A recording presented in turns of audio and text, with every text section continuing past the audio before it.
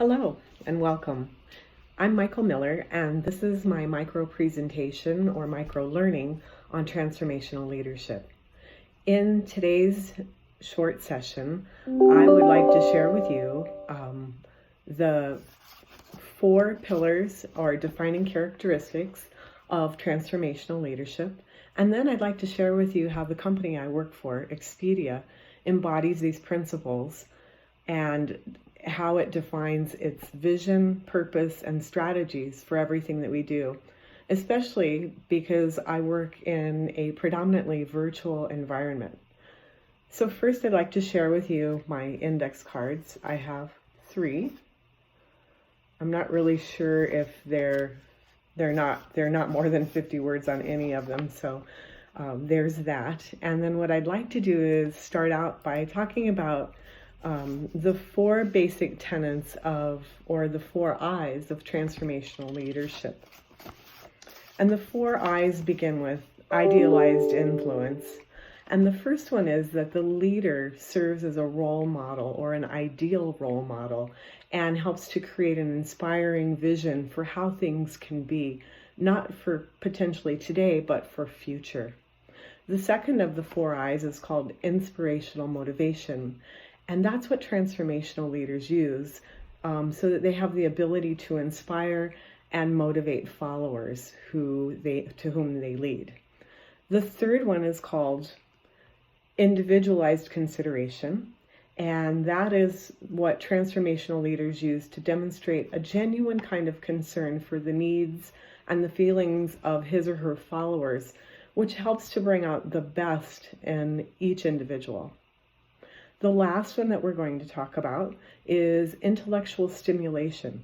And this is where a transformational leader challenges his or her followers to become more innovative and more creative so that they're engaging with all of the people in the teams that they lead.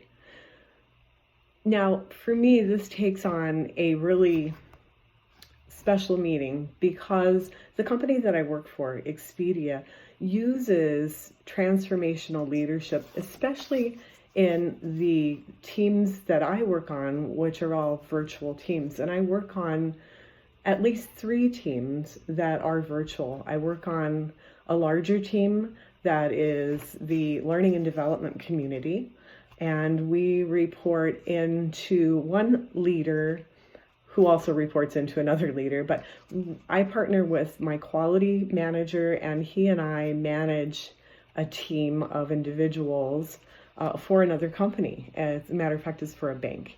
And so we have to use transformational leadership to inspire and also to influence, because we can't tell them what to do.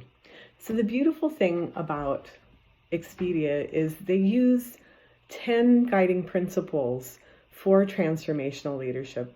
And I'm not going to go through all 10 of them in today's micro learning, but I'd like to share my perspective on how they relate to me and the teams that I work for in 3 of the different areas. And those 3 are the pillar of being open and honest, the pillar of being humble, and the pillar of assuming positive intent and being positive.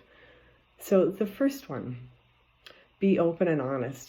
So we communicate regularly at all different levels, up, down, and laterally. And we have to surface and resolve issues quickly and transformatively. So this particular pillar enables us to surface challenges without creating defense mechanisms.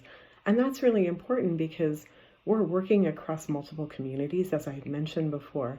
And we're also working with partner companies who don't even have the same values necessarily that we have. We hope they do, but they may or may not. And so our job is to influence. So that was be open and honest. The second one of the 3 is being humble.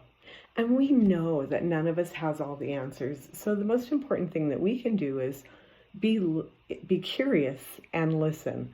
We have to ask questions so that we can learn from other people.